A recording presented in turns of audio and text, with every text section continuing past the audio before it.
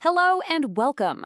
Today, we're going to dive into a really fascinating paradox from the ancient world, one that might just flip what you think you know about how the Greeks treated their elders. So which one was it? Was old age seen as the absolute peak of wisdom, or was it just a pathetic decline? Well, the truth is, it was both, often at the exact same time. I mean, just look at this. On one side, you have the great playwright Sophocles saying old age is when you finally gain wisdom. But on the other side, a totally grim reality where old age was seen as this trap, making people half comic and half tragic. These two views are worlds apart, and they're right at the heart of the Greek paradox. Okay, so let's start with the good stuff. Let's look at the case for reverence, where getting older was actually seen as a crown of glory. And you see this respect baked right into their society. In super-militaristic Sparta, the real power was held by the Gerousia, a council of men over 60. In democratic Athens, if you were over 50, you got the right to speak first in the assembly, a huge deal. And in philosophy, big thinkers like Plato saw the wise older man as the ultimate mentor for the next generation. And this reverence was all tied up in a crucial concept: geros. Now, this wasn't just respect because you were old. It was more like a prize, an honor you built up over a lifetime of public service and excellence. The really critical part is that geros had to be earned. It was not an automatic right that came with age. But for every ideal of a wise elder, there was this deep, gnawing fear of physical decay. This is the flip side of the paradox, where getting old wasn't a prize, it was a punishment.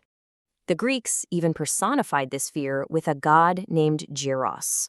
But he wasn't some revered, wise figure. Nope. Geros was everything they were terrified of: a tiny, shriveled, weak old man who represented the horrors of the body breaking down.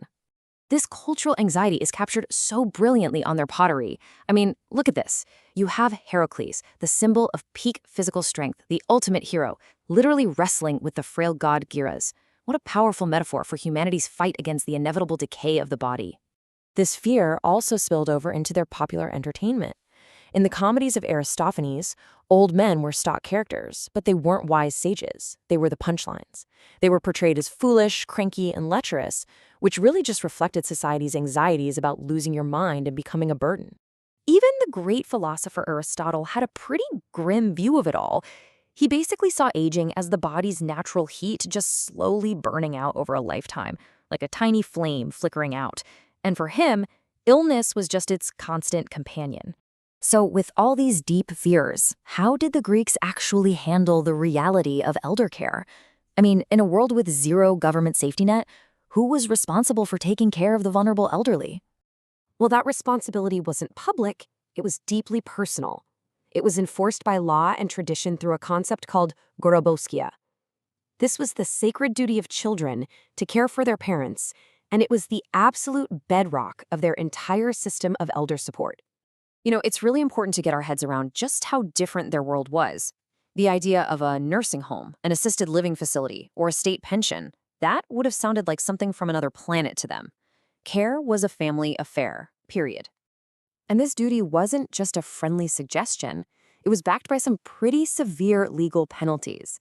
In Athens, if you neglected your parents, you could get fined and even lose some of your citizenship rights. In Delphi, they could throw you in prison. Society took Garabuskia very, very seriously.